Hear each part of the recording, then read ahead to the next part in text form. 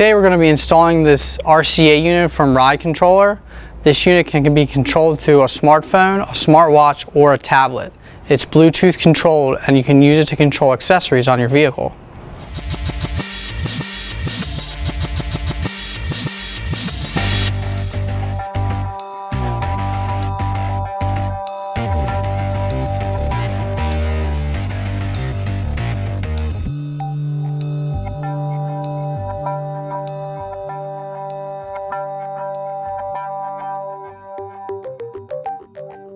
We're going to use this unit to control our LED light bars, rock lights, halo lights, and a couple other accessories on our vehicle.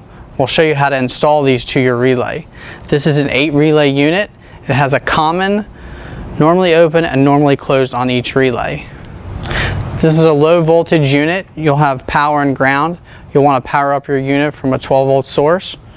Then this unit has 8 relays. Each relay has a common, normally open, and normally closed for each relay. You'll want to run power from a fuse block into each relay and then out to the accessory of your choice. Each relay is good for 10 amps. If you're going to run an accessory that's greater than 10 amps, you're going to want to use the relay on the RideController unit to power an auxiliary relay that's rated for higher amperage for your accessory. Now we'll go over wiring in our vehicle and how to connect all those wires for your accessories inside of your vehicle. We're going to go over some of the wiring for our vehicle. Every vehicle is going to be a little different with the install and where you run your wires depending on the accessory and the vehicle as far as where the wires are ran into the vehicle from the accessory to where the RideController is. We took our wires here through our firewall up here, a little below our steering column. We ran them down along the bottom of our dash and into our center console where our RideController is going to be installed. We also ran a heavier gauge power wire. This is coming from the battery and is running along with our wires up into the center console to a fuse block that is going to be for all of our accessories going to our RideController. We also had 3 switches that we have already had installed in our vehicle for our accessories. These are not necessary to be used with the RideController, but are nice for the driver if you have somebody running your vehicle that would like to use the accessories but does not have the RideController app on their phone. Now we're going to go over installing the RideController and wiring it up inside of your vehicle. We're going to mount it inside of our center console, so we're going to show you how to wire that up in our center console on our vehicle. It could be a little different depending on your vehicle and where you're going to mount your RideController. Our RideController is getting installed inside of our center console. So what we're going to do is we're going to take it and it's going to get mounted up here to the front of our center console out of the way, but still accessible if we need to get to it. What we did is we ran a heavy gauge wire from the battery to a fuse block here. We're also going to mount this up here out of the way to the front in our center console. We ran the power wires for our switches that are going to go to our switches, and then we're also going to run power wires off of our fuse block to our RideController to power up the accessories on each relay to our RideController.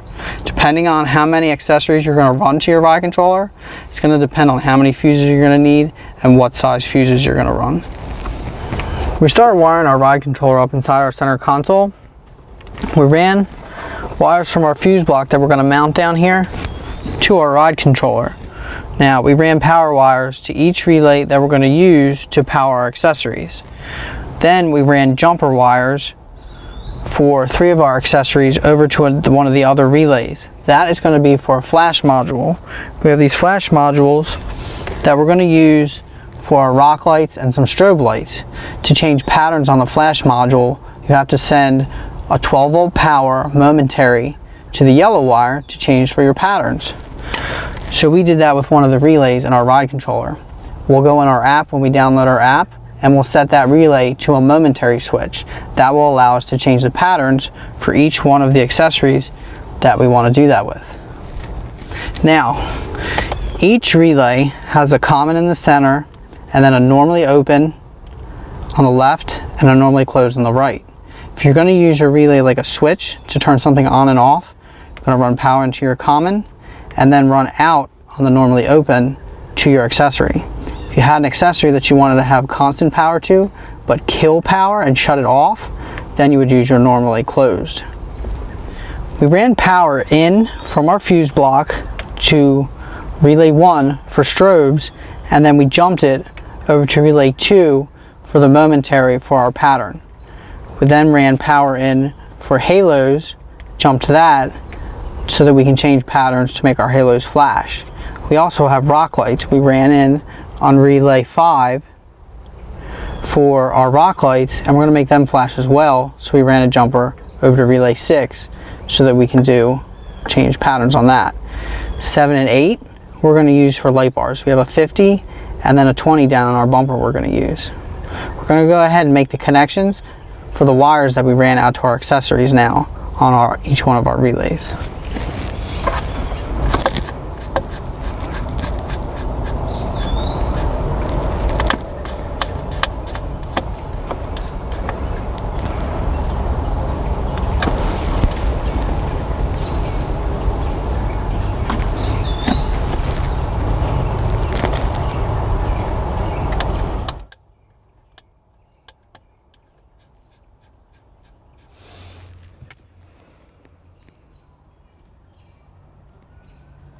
You want me to say something? Now, all that's left to do with mounting our ride controller after we've got all our wires tied in here is we're going to take our ride controller down inside here and our fuse block. Put our ride controller up inside there. We're going to mount our fuse block right here next to it. Once we get these screwed in and mounted, we're going to take some of our wires, we're going to zip tie them, we're going to pull them to the side, get them out of the way, and make it look nice and clean so that they don't get hung up on anything after everything's mounted. Then you can go ahead and power up your ride controller, download your app, and get started. We have a ride controller installed on our vehicle, and we're going to go ahead and show you how the app works on your phone. We have our app pulled up on our phone right here. You're going to go ahead and connect right there on your phone, and it's going to search for your ride controller unit. When it finds your ride controller unit, you select it. Now you're connected. Okay, now that we have it connected on our app here, you can go ahead, they're all labeled, and select what you want to turn on. We can turn on our halos right here, and our halos will turn on. You can go ahead for your rock lights in the wheel well, they turn on. Select your light bars, strobe lights that we have in our bumpers, and then we also have momentaries hooked up to our rock lights. So if we hit the momentary switch for our rock lights and our wheel wells will start to strobe and flash. Every time you touch that button, it'll change a pattern. Each one of these switches that you have labeled on your ride controller can be set to a switch which is on off or to a momentary. If you have it to on off just like a regular toggle switch, just like our halos, they turn on and then off. Now for our rock lights, we have on off like a regular switch for our rock lights, and then we have our other circuit as a momentary so that we can change patterns every time that we touch it.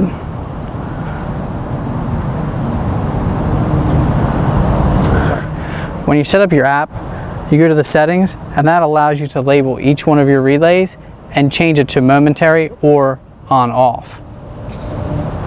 We also have our Apple Watch connected to our RC controller.